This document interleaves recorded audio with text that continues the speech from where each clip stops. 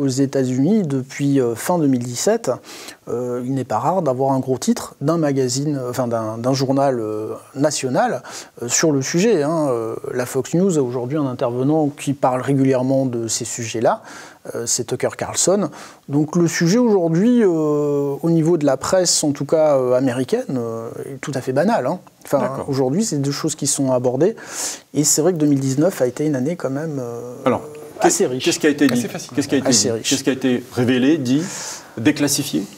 Alors, on va résumer, mais dans les grandes lignes, premier tiers de l'année, l'armée américaine reconnaît officiellement que ces fameuses vidéos, les 3 vidéos qu'on a vues tourner depuis décembre 2017... Sur pas mal de réseaux sociaux. Voilà, c'est tout The Star Academy qui a sorti ces vidéos avec Luce Elizondo. Officialise le fait que ces vidéos viennent bien de l'armée. Tournées dans des avions, c'est ça. Filmées dans des avions. Ce sont des vidéos qui posent problème depuis maintenant 2 ans. Du personnel des porte-avions reconnaissent avoir vu les engins sur les radars. Les pilotes des avions les ont vus. L'armée reconnaît que les fichiers viennent bien de chez elle. Ce qui n'était pas le cas jusque-là. Donc là, c'est quand même déjà quelque chose. Et ça a engendré beaucoup de questions. Comment ces fichiers sont-ils sortis? Est-ce que cette sortie a été validée? Est-ce qu'ils ont été volés? Enfin voilà, ce sont des vraies questions. Après, nous avons le président Trump qui reconnaît avoir été briefé sur le sujet OVNI, bien que pour lui, les choses soient pas très solides, on va dire ça comme ça. Plus que ça, on va dire. Grosso modo, il disait bon, je fais confiance à mes gars, mais enfin bon, tout ça me paraît pas super solide. Et puis en fin d'année, on arrive à une espèce de volte-face où l'armée américaine dit oui, les fichiers viennent bien de chez nous, mais enfin, on n'a jamais dit que c'était non identifié.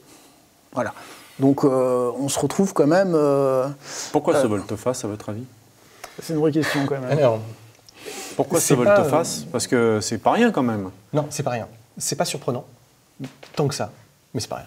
Pourquoi? Parce que ce qu'il faut savoir, c'est que depuis 1969, donc la fin de projet Blue Book, le gouvernement américain, adossé à l'US Air Force, parce que c'est l'US Air Force qui a globalement la main mise sur le sujet OVNI, depuis le crash de Roswell en 1947. Peut-être même un petit peu avant, 1942, Los Angeles aussi. C'est la question. C'est la question. Ce qui n'est pas étonnant, parce que ça se passe dans les airs, ce qui est normal. Voilà. Exactement. Ils sont assez autonomes. Excusez-moi, mais quand vous êtes dans un avion le plus perfectionné au monde, vous êtes un Mach 2 et vous voyez quelque chose qui ressemble à une sorte de haricot, vous tournez autour. Tout à fait. Et ça a été observé, je ne fantasme pas, c'est des pilotes qui ont témoigné et qui semblent s'amuser et être mus par une intelligence. C'est ça qui est intéressant. Ça pourrait faire... On peut imaginer un phénomène comme ça naturel, mais il y a une intelligence derrière tout ça, et puis après, il vous tourne en bourrique, et il repart. Une espèce de jeu. Une espèce de jeu, et ça, on en a des centaines de témoignages comme ça. C'est normal que les Air Force se posent des questions. Et effectivement, ce ne sont pas les seuls, d'ailleurs. Et ce ne sont pas les seuls. Pas les seuls. Du Moyen-Orient jusqu'à la France, jusqu'aux Allemands, on mentionnait les Foo Fighters pendant la Seconde Guerre mondiale. Ce sont des choses où nos pilotes ont été... confrontés de façon assez régulière. C'est pas une superbe anomalie. Aujourd'hui, on se rend compte qu'il y a des dossiers qui s'entassent et qui s'entassent. Les 3 vidéos qu'a mentionnées Pascal ne sont que la pointe d'un iceberg gigantesque qui n'attend plus qu'à être révélé. On a vu quelques mémos qui ont été échangés entre certains de To The Star et des anciens du clan Clinton. C'est la pointe de l'iceberg. On mentionne même des métamatériaux, des récupérations d'objets. On va essayer de l'évoquer, mais c'est pour moi cette année 2019, et c'est une des années où j'ai été un petit peu en recul. Cette année, je l'ai vécu un petit peu en recul, parce qu'elle peut le dire. C'est la première fois depuis presque 20 ans maintenant que je me suis mis en recul, que j'avais besoin d'attendre et d'observer voir ce qui allait se passer. Parce que l'affaire To The Star, qui a été révélée maintenant officiellement par Luis Elizondo, c'était le 16 décembre 2016 à la télévision américaine. 17, pardon.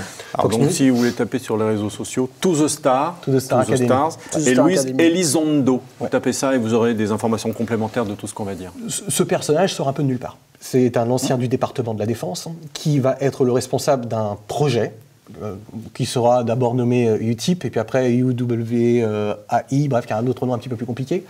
Et leur travail va être d'étudier ces objets dans le ciel américain et même dans le ciel sud-américain.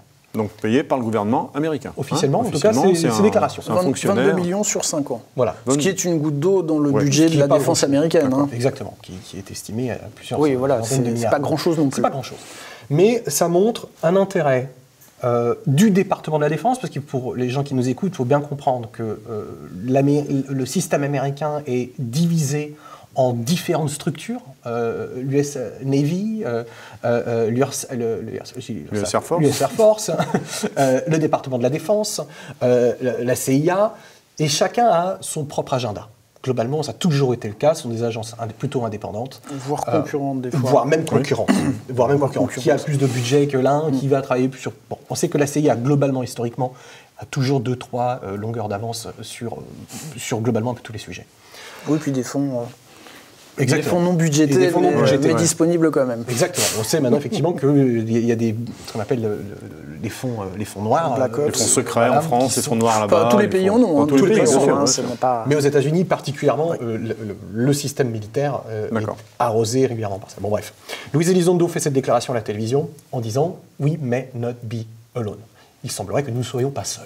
Voilà, c'est la déclaration qu'il fait. Alors, du coup, donc vous avez un officiel qui travaille pour le gouvernement, qui enquête là-dessus, qui dit à la télévision, imaginez au journal de TF1 à 20h, en disant « Nous ne sommes pas seuls, j'enquête dessus, je vous le dis ». C'est une bombe. C'est une bombe. Ah, c'est une bombe. Le papier du New York Times, qui est coécrit avec la responsable de la Maison-Blanche, donc très rapidement, moi je la contacte, j'ai eu plusieurs échanges, la Maison-Blanche est déjà au courant du papier. On a mis quelques années à se poser la question, mais est-ce que la Maison-Blanche a donné les autorisations des anciens du... Bien évidemment, c'est presque obligatoire. C'est presque évident. Elle va coécrire le papier avec les informations officielles de Luis Elizondo. C'est pas quelque chose que le New York Times sort comme ça de sa poche. C'est quelque chose qui est déjà programmé, validé. Bien évidemment, comme le Washington Post le fera après, comme il y a CNews, CNN Justice qui vont faire aussi un article là-dessus. Les gens doivent comprendre que c'est un marketing. Quand on aborde quelque chose, quand on va révéler quelque chose, tout est pensé globalement en amont. Et pendant des mois. Et du coup, quand on remonte toute l'affaire de la création de To The Star, on se rend compte qu'effectivement, Luis Elizondo a démissionné quelques mois avant du gouvernement américain et a rejoint une équipe plutôt surprenante. Donc dedans, on va avoir le gars de Blink 187, donc qui est un groupe de rock. Donc ça paraît surprenant, mais le gars est ultra passionné par le sujet, a des agents influents chez Creative Artists Agency, qui est CA, qui est la plus grosse agence d'influenceurs, d'agents du monde. Voilà, que ce soit les sportifs, les chanteurs, les acteurs, tout le monde passe par CA. Et donc du coup, a un accès à globalement tout le monde, très facilement. Et en plus, son intérêt pour le sujet va l'aider. Mais pendant des années précédemment, tout le monde se moque un petit peu de lui. T'as vu le chanteur complètement tatoué, il dit complètement... il n'est pas sérieux.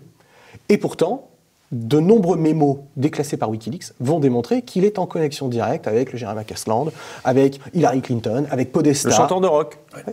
Oui, on peut même se poser la question... Voilà, bon, on est obligé de se poser la question, pourquoi lui c'est pas le profil. C'est pas le profil. C'est bien qu'il n'y ait pas un profil type de gars qui arrive un petit peu... Oui, mais ça pose question quand même.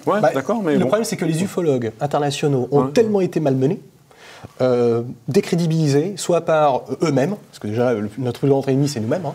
Des fois, il y en a qui font tout pour paraître un petit peu farfelu, berlu, qui justement, pour toujours susciter l'intérêt, et vous le disiez tout à l'heure tous les deux, on rajoute une petite couche à chaque fois, et puis quand on n'a plus de vérité, on invente parce qu'on n'a plus rien à raconter. Et il faut susciter l'intérêt pour continuer d'exister. Oui, puis il y a des vrais convaincus de toute façon. Convaincus en un seul mot. Le problème aujourd'hui, ufologue, le problème aujourd'hui, c'est qu'ufologue, c'est pas un diplôme, c'est pas un titre universitaire. Je regarde un reportage sur YouTube, j'en sais déjà plus que le grand public. Donc je peux dire que je suis ufologue. D'ailleurs, moi, c'est un petit peu un de mes combats. J'aimerais bien ou en tout cas qu'on crée une espèce de diplôme pour qu'au moins un minimum de base soit fait. Formation. Une petite formation, ou alors qu'on change le nom, qu'on utilise un autre nom pour. C'est toujours très compliqué. Je ne pense pas qu'on ait besoin de tant que ça. Parce que si tu regardes bien, je pense qu'on a besoin de deux catégories. On a besoin de l'enquêteur de terrain, qui existe déjà. C'est un métier qui existe. Vous avez le détective. Vous en avez plein. Nicolas Boulette. Mais c'est pas officiellement. C'est important d'aller sur le terrain quand même. On est entièrement d'accord. Sur le terrain, je pense que. En tout cas, d'être en contact avec les témoins. directement en première main. Première main, c'est obligatoire. De base. Mais ce genre de métier existe déjà. Je veux dire, on le retrouve dans la police, c'est pas complètement fou. D'ailleurs, la gendarmerie, pendant très longtemps, était fer de lance. Dans toutes les années, fin des années 60, années 70, en France, c'est la gendarmerie qui a vraiment porté le projet ufologique. Après, c'est des procès-verbaux qui recueillaient tous les témoignages. Le ministère de la Défense avait mandaté la gendarmerie pour s'occuper de ça, mais là on parle des années avant la création du GEPAN. C'est-à-dire que la gendarmerie. Le GEPAN, un organisme officiel aussi qui enquêtait sur ces phénomènes. Puisque la France est un des seuls pays à avoir un organisme officiel.